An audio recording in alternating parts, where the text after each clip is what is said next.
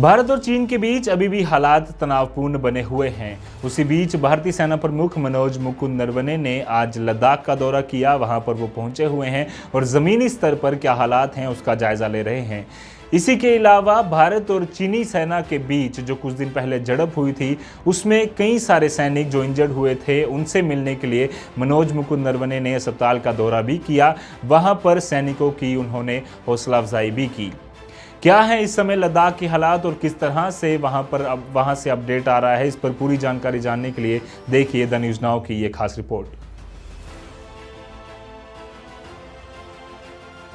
General Naravane का ये दौरा ऐसे समय में है जब पूर्वी लद्दाख क्षेत्र में चीन के साथ अत्यधिक तनाव बना हुआ है और वहां एक सप्ताह पहले चीन की पीपल्स लिबरेशन आर्मी यानी कि PLA के साथ हिंसक संघर्ष के बाद वास्तविक नियंत्रण रेखा LAC से कुछ मीटर दूरी पर हजारों की संख्या में भारतीय सैनिक तैनात हैं।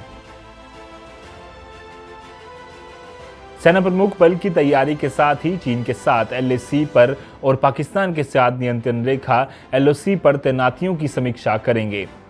दोनों देशों के कॉर्प्स कमांडरों ने सीमा के मुद्दे को सुलझाने और पूर्वी लद्दाख में तनाव कम करने के लिए मोल्दो में सोमवार 22 जून को बैठक की थी।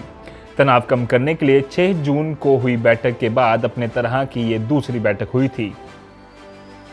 14 corps commander lieutenant general Harinder Singh और साउथ शिनजियांग मिलिट्री डिस्ट्रिक्ट के चीफ मेजर जनरल लियू लिन उसी लाइन पर बातचीत कर रहे हैं जिस पर दोनों ने पूर्वी लद्दाख के चुगुल Moldo border personal meeting point पर बातचीत की थी।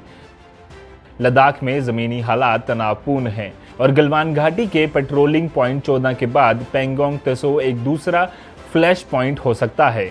पेट्रोलिंग पॉइंट 14 पर ही 15 जून की रात चीनी सैनिकों ने भारतीय सैनिकों पर एक बर्बर हमला किया था। पेंगोंग त्सो में PLA ने वास्तविक नियंत्रण रेखा को एक तरफा बदलने की कोशिश की है। पेंगोंग झील के आसपास चीनी सैनिकों की भारी उपस्थिति और लंबे समय से वहां उनका जमावड़ा भारत और चीन के बीच LAC पर जारी गतिरोध के संभावित समाधान की राह में सबसे बड़ा रोड़ा है। चीन ने फिंगर 4 और फिंगर 8 के बीच कई हिस्सों में रक्षा ढांचे खड़े कर लिए हैं जो अतीत में ग्रे जोन रहा है।